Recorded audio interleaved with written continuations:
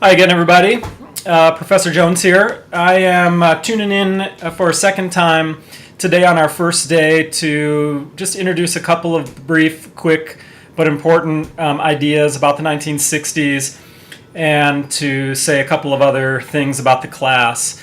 Hopefully you've gotten onto Canvas and everything's working there.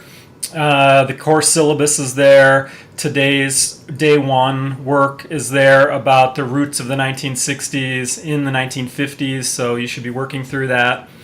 A reminder as well that you have a brief assignment that's due today, and that is to make a 1 to 3 minute video of yourself using your cell phone or QuickTime or YouTube or your laptop camera, however you want to do it that works for you, that introduces yourself to me and the rest of the class, tells us a little bit about who you are, where you're from, your grade and major, what you're into, that kind of thing.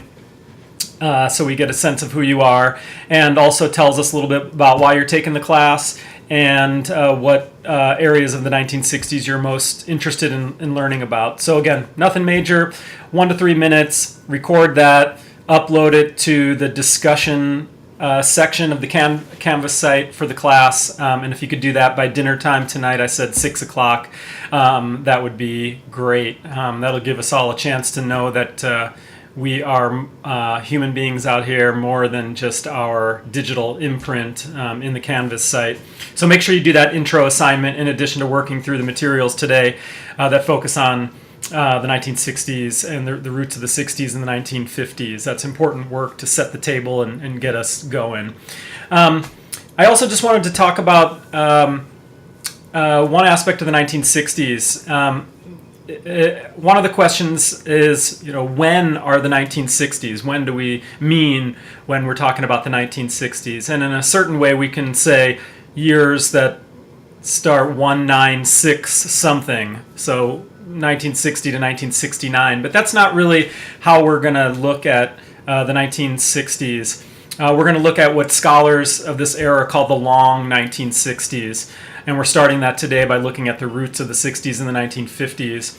And in terms of periodization, then the long 1960s really goes from the kind of second half of the 1950s, the late 1950s, and runs through the early 1970s or the mid 1970s. Some of the things that we associate with the 1960s get their start in the 1950s. So, for instance, the Civil Rights Movement is happening. The Brown decision is 1954. The Montgomery bus boycott is in 1955.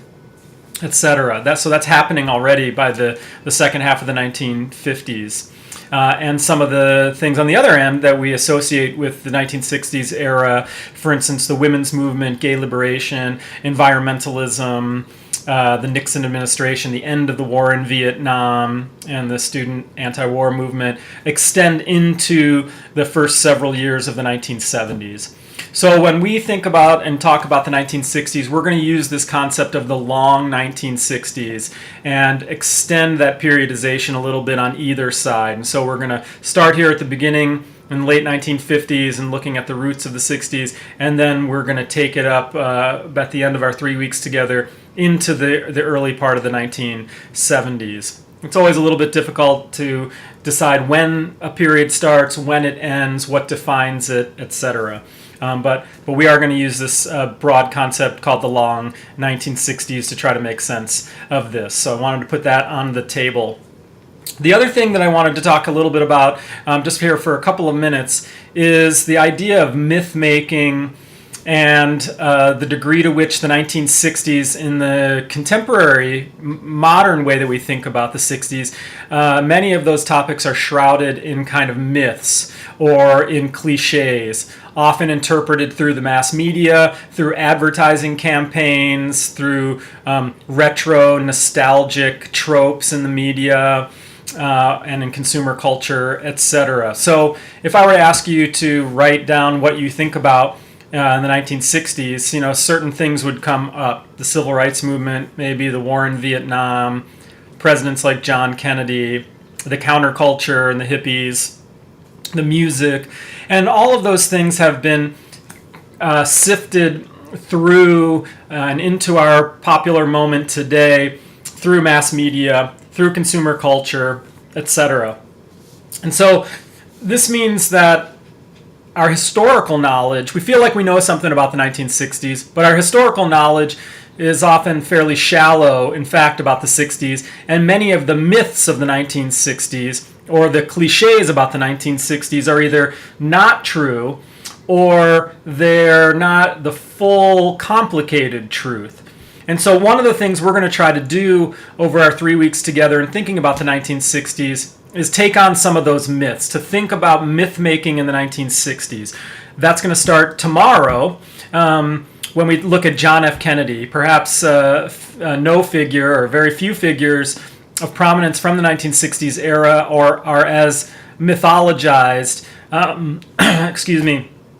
as President Kennedy is today.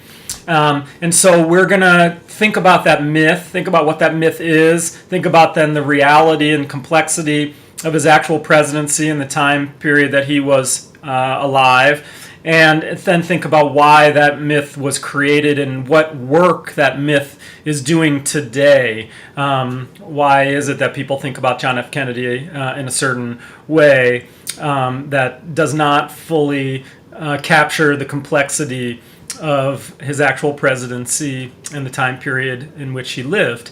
So we want to keep this in mind, that the 60s are really shrouded in these myths. And also a sense of cliche. So perhaps no aspect of the 1960s, for example, is more cliched than that of the hippie, right? So if you've ever watched that 70s show, you've got Tommy Chong, who's the friend, who's kind of the stoner hippie from the 60s era, and he's kind of an airhead, dope smoker, etc.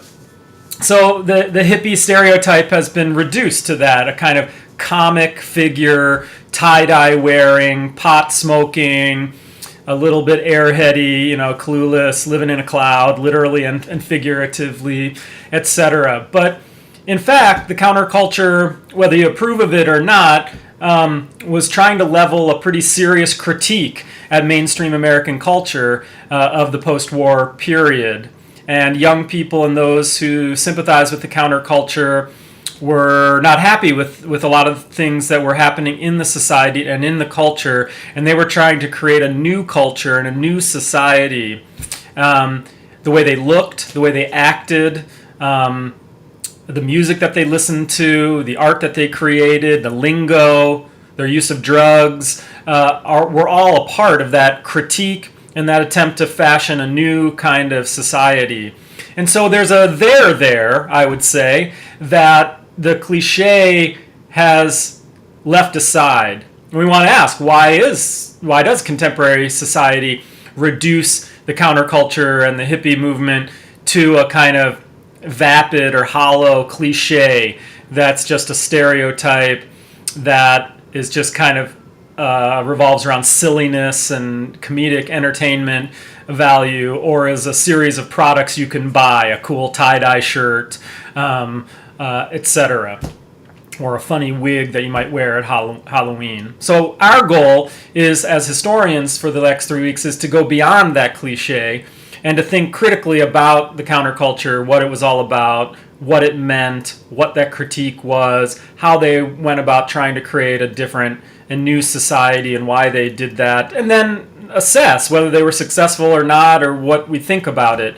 But we want to take it seriously, right, in a way that our modern culture doesn't often and always take it seriously. So that's an example of how this 60s past is shrouded in cliche, as well as myths. So we're going to spend a lot of time, thinking about those myths, thinking about those cliches, and then trying to push past them to a more complicated and usable history of the 1960s. Okay, so then lastly, just a quick note to say that today then what we're doing is doing what I would call setting the table. So we're starting off our exploration of the 1960s, trying to get a sense today from the resources that you have of what was life like as we emerge into the 1960s. So in that late 50s, post-war, World War II moment, what was American society like? What kinds of things defined American society? What were the tensions in the 1950s, out of which the things that we associate and call the 1960s came from? And there are a number of those. There's a kind of, again, a mythic or a stereotypical version of the 1950s, that it was very homogenous, that it was ordered, where authority dominated. It was a very stable time, etc. The kind of suburban ideal dominated. And while there's some truth in some of that, that reality, to the degree that it was true, was fraught with a lot of complication and a lot of dissension and a lot of tension. And it would be from those tensions and that complicatedness out of which the 1960s would emerge. It would be out of the whiteness, for instance, of that suburban ideal, and the persistence of a Jim Crow segregated system, that we would get a civil rights movement, a revolution in race relations. It would be out of the kind of traditional domestic relations and the idea that women should adhere to kind of traditional roles within the family and in domestic space, out of which many younger women and other women and allies would challenge those norms and create what we now call second wave feminism or women's liberation in the mid-1960s into the 1970s and beyond. It would be out of some of the strategic concerns of the Cold War that would lead America to get involved in this very faraway place, Vietnam, which would then lead to our longest and most controversial war in American history to that point, and lead to a massive upsurge of anti-war activism. And so the resources that you have today are focused on thinking about this, the kind of roots of the 1960s in the 1950s. And so be thinking about, what defined the 1950s. How is the picture we're trying to create and present of the 1950s much more complicated than the popular stereotypes of the 1950s? And what are those fault lines? What are those divisions? What are those tensions that we can see that help us begin to understand where what we call the 60s comes from? And so as you work your way through the resources for today, keep those things in mind. And that just leads me to a last quick word here about the resources and how we use them.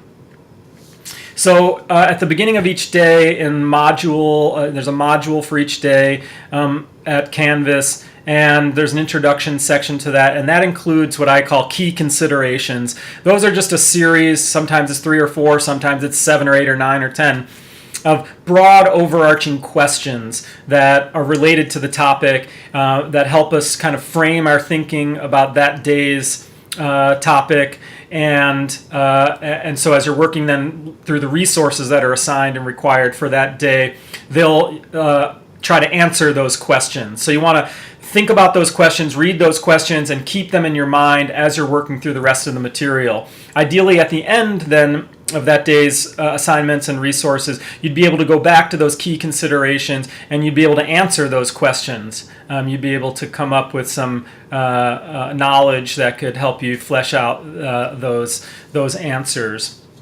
So they're broad, overarching questions that frame our daily exploration of whatever topic it is we're looking at on the 1960s. Then you have resources. Some are interpretive resources. Those are by scholars like me, a historian, a journalist, etc., who's writing usually after the fact from the moment in time or topic. They're reflecting back on it, and they're trying to draw out meaning about the Kennedy administration, the civil rights movement, the anti-war movement, the women's movement, American popular culture, music, the space race, whatever our topic of the day is. So there'll be some that are interpretive artifact or resources written by historians and other scholars and authorities after the fact. Then you'll have, most days, historical artifacts. Those are actual artifacts from the time period. It might be a speech by a president or a leaflet from a social movement. It might be images. It might be a documentary film from the time period. It might be a piece of poetry or a short story, all kinds of forms that they might take, but those were created by people participating in the history in some way. They might be very powerful people, they might be everyday people, they could take a lot of different forms, but historical artifacts. In addition, most days I'll be posting videos like this, short mini talks, 15, 20, 25 minutes. There might be one or two of them. Most days we will have them. A lot of times there'll be a PowerPoint that's over my face. You won't see me, you'll just hear my voice behind it. That will be to give us some broad overview and structure to our thinking about whatever topic that we have. And then almost every day there'll be a part that I call the soundtrack of the class, and where I'll post some music and some short thoughts about how that music connects to the history that we're learning about on that day. Music is a great alternative historical source for the history. The history of the 60s is replete with all kinds of great music, so I want to introduce you to that. And it's a different way of thinking about the 1960s. We want to think about the sound of the music, what that might tell us. We want to think about the lyrics in music. We want to think about the context within which it was made and played and shared and what people did with the music. All of those things can tell us things about the 1960s. I hope that's a fun aspect of the class. There'll be lots of music as well. Okay, well, I think that's it for now. Again, the 1960s is a really important era that's got a lot of relevance to us today. In general, it focused a lot on people who were having a lot of interaction around the meaning of democracy, tensions around the issues of democracy and authority, around issues of freedom and order, around issues of rights and responsibility, around tensions over war and peace, around community and individuality, questions around identity, who is a part of the American community, who has a voice and processes related to American democracy and American society, who gets to decide and have a say in the society, what does justice mean, and in general, people were struggling with what Nebraskans might say or call the good life. What does it mean to live a good life in America, an America that had become supremely powerful in the world in the post-war period? Affluent society, in a society with unparalleled global dominance militarily, culturally, economically, etc. So what does it mean to have all of that power? How should the society be ordered and structured? What would fairness be? What does justice mean? What does democracy mean? What would America's and should be America's role in the rest of the world? How should it exercise its power domestically and abroad? So lots of interesting questions are going to be put on the table that are going to help us explore the 1960s, and that open up important ways for us to think about our own society and our own world today. That's why the 60s continue to be such a dynamic and important and resonant time period, is not only because they're interesting of themselves for their own moment in time in the past, but also they raise these key questions that continue to be important in our society, and they can help us think through them today in an era of Me Too, in an era of Black Lives Matter, in an era of continuing war abroad, in an era of renewed immigration and issues over identity and who is an American and who belongs and who has a voice, etc. So looking forward to working with you over the next 3 weeks. Work hard the rest of today, and I will see you virtually tomorrow. Thanks.